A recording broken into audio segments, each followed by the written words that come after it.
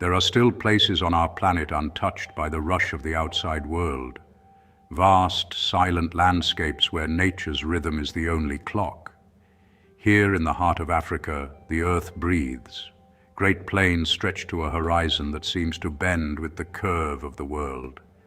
The sun beats down, a brilliant white-hot disk in a sky of the deepest, most impossible blue. It paints the savanna in shades of burnt gold and pale straw. This is a land of stark, beautiful contrasts. It is a world that has remained hidden, a secret kept by the mountains and the endless sky. A journey here is a journey back in time, to the very dawn of humanity itself. The air itself feels ancient. It carries the scent of dry earth, wild herbs, and the distant promise of rain. A lone acacia tree stands silhouetted against the setting sun, its thorny branches reaching out like gnarled fingers. Its form is a testament to survival, a symbol of life's tenacity in this demanding environment. The silence is profound, broken only by the whisper of the wind as it sweeps across the grasslands. This wind has a voice. It tells stories of seasons past, of great migrations, and of the lives that have unfolded beneath its constant, invisible presence. It is a powerful, shaping force, sculpting the dunes and bending the tall grasses in a ceaseless, hypnotic dance. Beneath the immense, star-dusted canopy of the night sky, the land transforms.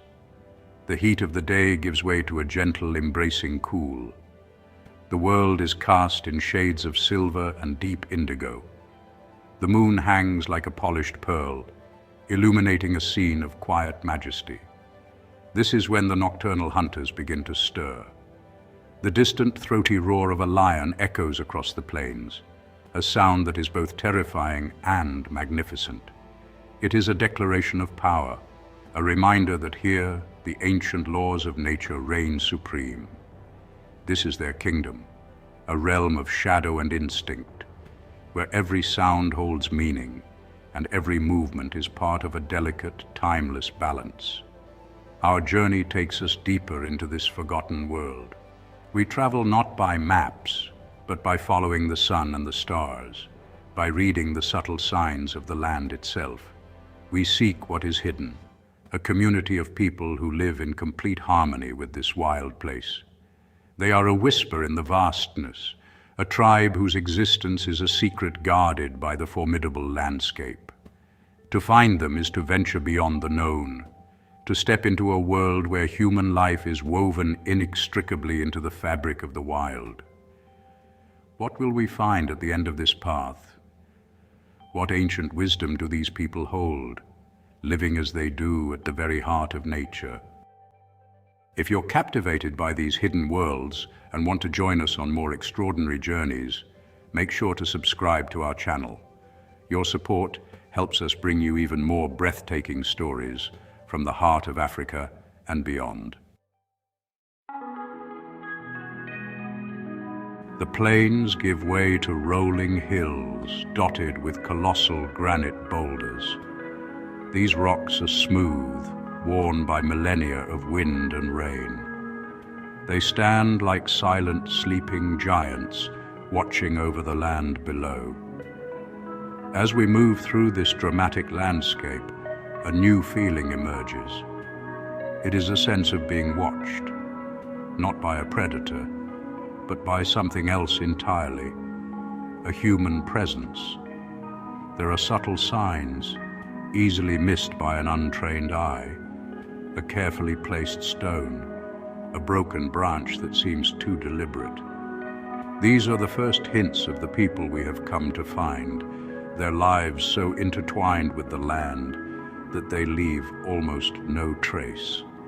The air grows thick with anticipation. The wind carries a new sound now, faint and rhythmic. It is the sound of voices, a melodic chant that seems to rise from the earth itself. It is a sound of community, of shared purpose. We follow it, moving with caution and respect. The path we walk is not a path at all, but a barely perceptible trail through the tall, swaying grasses. It winds its way towards a small, hidden settlement nestled in a shallow valley. The homes are crafted from the land itself, mud, branches, and woven grass, blending so perfectly with their surroundings that they are almost invisible until you are upon them. Here, time seems to stand still. Life unfolds at a different pace, dictated by the sun and the seasons. We see figures moving with a quiet, deliberate grace. Their skin is the color of rich earth, adorned with intricate patterns painted in chalky white and deep ochre clay. These are not mere decorations. They are stories. They tell of lineage, of status, of a deep spiritual connection to the world around them. Each line and dot holds a meaning, a piece of a collective identity that has been passed down through countless generations. Their eyes are bright and curious, holding a wisdom that seems as old as the hills themselves. We are outsiders here, visitors in a world that operates on principles we can only begin to understand. We are welcomed not with words, but with a gesture, a quiet nod, an open hand. It is an invitation to observe, to learn. The people move around us, continuing their daily tasks without pause. A woman grinds grain between two smooth stones, her movements practiced and efficient. Children play in the dust, their laughter a pure, joyful sound that fills the air. It is a scene of profound peace, a testament to a life lived in balance, far from the clamor of the world we have left behind. A short distance from the settlement, a river cuts through the landscape. It is the lifeblood of this community and the entire ecosystem. The water is astonishingly clear, flowing over a bed of smooth, multicolored stones. Its surface glitters in the sunlight, a ribbon of liquid silver winding its way through the golden land. The sound of the rushing water is a constant, soothing presence. It is a sound of abundance, of life, of cleansing. For the people who live here, this river is sacred. It is a provider, a healer, and a place of spiritual significance. It is where life begins and where it is sustained. Daily life revolves around this vital artery. In the soft light of dawn, the people come to its banks. They collect water in gourds, their movements unhurried and reverent. The river is not simply a resource to be taken from. It is a living entity to be respected. Children splash and play in the shallows, their laughter mixing with the murmur of the current. A group of men stands waist-deep in a faster-flowing channel, casting nets woven from plant fibers. Their technique is ancient, a perfectly synchronized dance between man and water, honed over generations to ensure they take only what they need, leaving the river's life force undiminished. The river is also a magnet for wildlife. Great herds of elephants come down to drink, their immense, wrinkled forms moving with a surprising gentleness. They spray themselves with the cool water, their deep rumbles of contentment echoing along the banks. A rainbow of birds flits through the reeds, kingfishers like flashes of sapphire, herons standing like patient grey statues. Crocodiles, ancient and motionless, bask on the sandy shores, their armored hides looking like part of the riverbank itself. For the tribe, these creatures are not separate from them. They are fellow inhabitants of this shared world, each with its own spirit and its own role to play. As evening falls, the river takes on a mystical quality. The setting sun turns the water to liquid fire, casting long dancing shadows from the reeds. The air cools, and the sounds of the day give way to the chorus of the night, the croaking of frogs, the chirping of crickets, the distant call of a nightjar. The people see the spirits of their ancestors in the shimmering reflections on the water's surface. The river connects them to their past and to the great cyclical nature of life and death. It is a constant reminder that all things are connected, flowing together in one great, continuous stream of existence. The tribe's connection to their environment is profound. It goes far beyond simple reliance. It is a deep, spiritual kinship. They do not see themselves as masters of the land, but as its children, its guardians. Every tree, every animal, every rock is imbued with a spirit and a purpose. The elders, with faces like maps of the land itself, hold the collective knowledge of the tribe. They know the secrets of every plant, which ones heal, which ones nourish, and which ones hold potent spirits. This knowledge is not written in books, but is carried in stories, in songs, and in ceremonies passed down through an unbroken chain of oral tradition. Their daily life is a continuous act of respect for nature. When they hunt, it is with a deep sense of reverence. A hunter will track an animal for days, learning its habits, its spirit. Before the final moment, he will often speak to the animal, explaining the tribe's need and asking for its forgiveness. The kill is never wasteful. Every part of the animal is used: the meat for food, the hide for clothing and shelter, the bones for tools and ornaments. It is a pact between the hunter and the hunted, a recognition of the sacrifice that allows the community to survive. This act reinforces their place within the circle of life, not above it. This philosophy extends to every aspect of their world. They read the sky to predict the rains.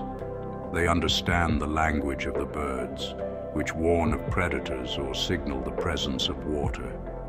They see the moon as a guide for planting and harvesting. This intimate understanding makes the environment a character in their lives, an active participant in their story. The wind is a messenger.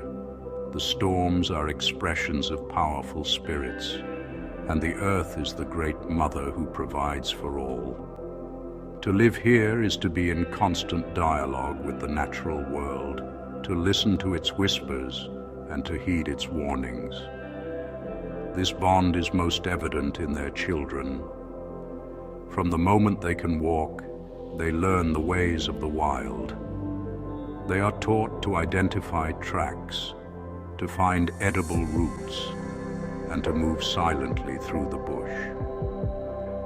They learn that the land is not something to be feared, but something to be understood and respected.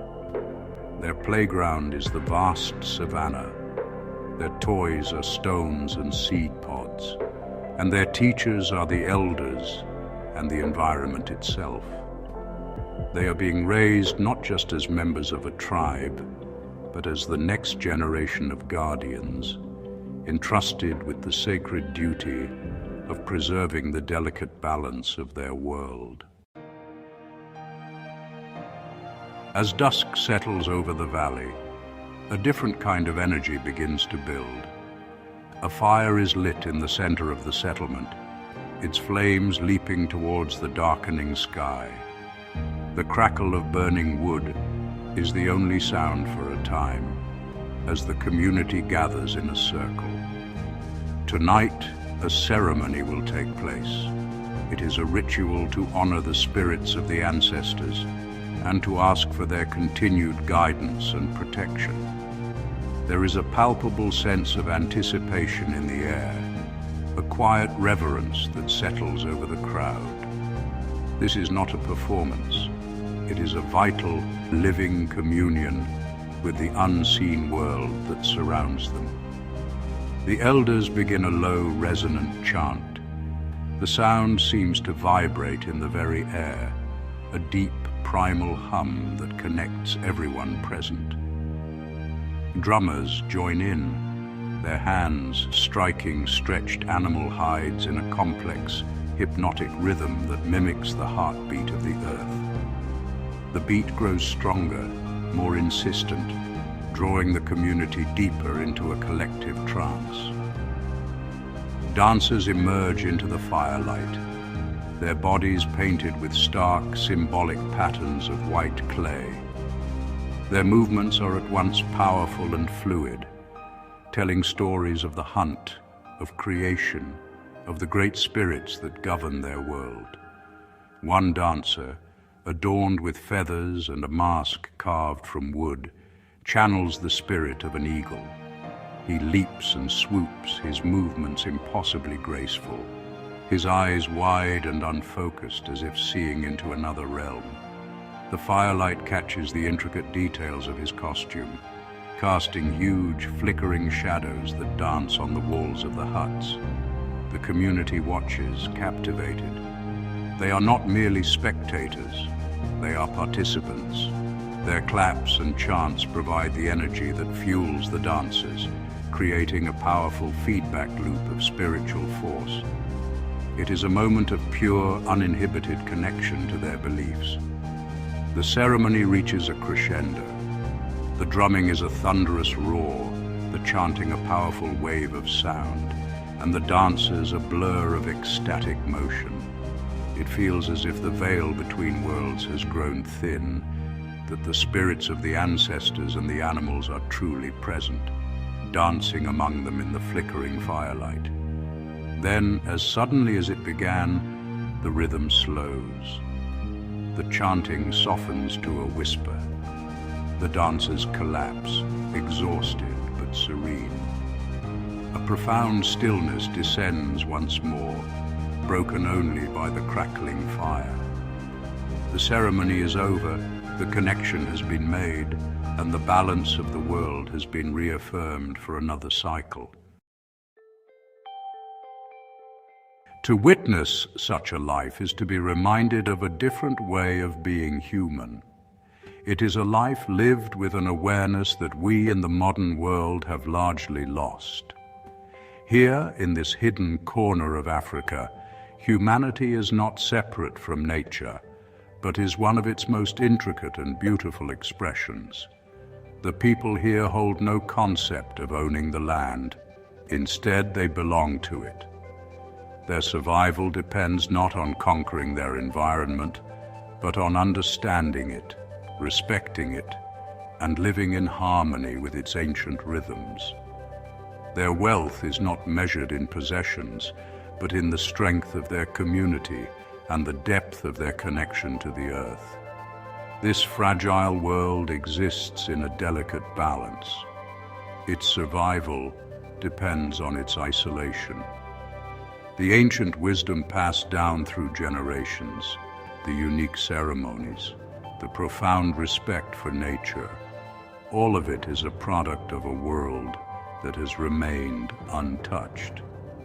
These cultures are living libraries of human history, holding knowledge and perspectives that are irreplaceable. They represent a branch of the human family tree that has continued to grow in the soil from which we all emerged. Their existence challenges our own definitions of progress and success, offering a powerful testament to the enduring value of tradition and simplicity. Leaving this place is like waking from a powerful dream. The return journey takes us back through the vast, silent landscapes, but we see them differently now. The wind no longer just whispers, it speaks. The river is not just water, it is a source of life and spirit. The land is not empty, it is filled with meaning, history, and the presence of its guardians. We carry with us the memory of their faces, the sound of their chants, and the profound peace of their settlement. It is a memory that serves as a powerful reminder of the diversity and richness of human culture that still exists, hidden away in the wild places of our planet. The greatest secret these tribes hold is perhaps the simplest one of all, that a rich and meaningful life is possible in deep connection with the natural world. Their world is a treasure, not just for them, but for all of humanity. It is a living reminder of our own origins and of a wisdom we are in danger of forgetting. Preserving these last wild places and respecting the wishes of the people who call them home is not just about conservation. It is about preserving the full, incredible spectrum of what it means to be human. For in protecting their world, we may just save a vital part of our own,